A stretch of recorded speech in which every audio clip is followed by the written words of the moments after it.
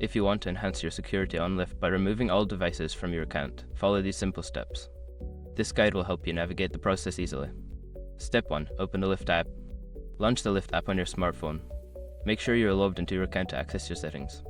Step 2. Go to Settings. Tap on your profile icon located in the top left corner of the app.